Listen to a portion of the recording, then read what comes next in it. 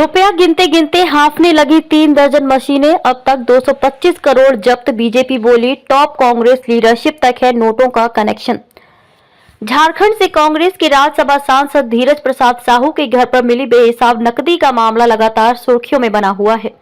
अब भाजपा की झारखंड इकाई के अध्यक्ष और पूर्व मुख्यमंत्री बाबूलाल मरांडी ने धीरज साहू की गिरफ्तारी की मांग की है। आधिकारिक सूत्रों ने शुक्रवार को बताया कि आयकर विभाग द्वारा ओडिशा स्थित बौद्ध डिस्टिलरी प्राइवेट लिमिटेड और उससे जुड़ी संस्थाओं के खिलाफ की जा रही तलाशी के माध्यम से अब तक लगभग 225 करोड़ रुपए की बेहिसाब नकदी बरामद की गई है। आयकर विभाग की टीम ने बंटी साहू के घर से मनी बैग के लगभग 19 पैकेट जब्त किए, जिन्हें उस क्षेत्र के शराब कारखानों के रखरखाव के प्रभारी के रूप में नियुक्त किया गया था। सुदपारा के पास एक घर में छापेमारी कर पैसे जब्त किए गए। सूत्रों के मुताबिक छापेमारी की रकम 20 करोड़ के पार हो सकती है। सूत्रों से मिली जानकारी छापे वाली जगह से बैंक में पैसा पहुंचाया जा रहा है। कई परिसरों में हुई छापेमारी।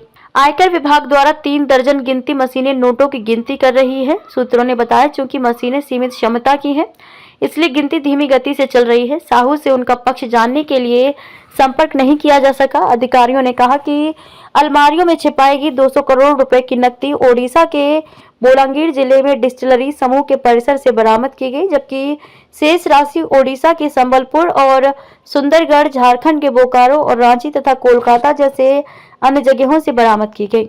सोरेन और कांग्रेस के शीर्ष नेतृत्व से कैश का संबंध बीजेपी। मरांडी ने मांग करते हुए कहा कि साहू के खिलाफ प्राथमिकी दर्ज की जानी चाहिए और उन्हें गिरफ्तार किया जाना चाहिए।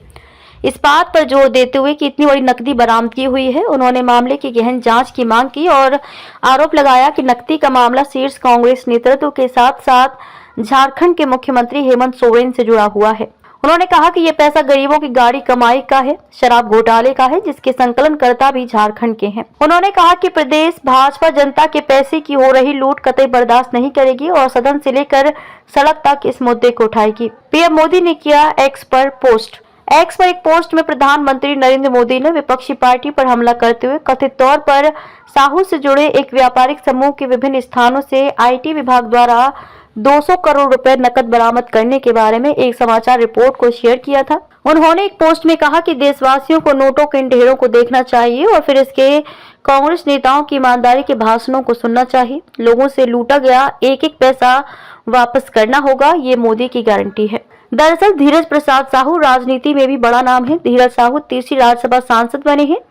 इसके अलावा वे चतरा लोकसभा सीट से 2 बार कांग्रेस के टिकट पर चुनाव भी लड़ चुके हैं, लेकिन सफलता नहीं मिली थी। पहली बार धीरज साहू साल 2009 में हुए उपचुनाव में राज्यसभा सांसद बने थे। उसके बाद फिर 2010 में दूसरी बार और 2018 में तीसरी बार राज्यसभा पहुंचे। धीरज साहू की घोषित संपत्ति, अगर घोषित संपत्ति की बात करें तो साल 2018 में राज्यसभा चुनाव के दौरान धीरज प्रसाद साहू ने जो शपथ पत्र चुनाव आयोग को दिया था, उसमें अपनी संपत्ति 34 करोड़ रुपए बताई थी।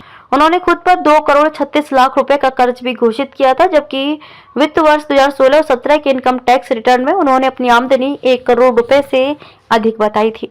शराब कारोबार से जुड़ा है परिवार। कांग्रेसी सांसद धीरज प्रसाद साहू का परिवार शराब कारोबार से जुड़ा हुआ है। Baldev Sahu and group of companies मूल रूप से झारखंड के लोहरदगा जिले की है। इस कंपनी ने 40 साल पहले ओडिशा में देशी शराब बनानी शुरू की थी।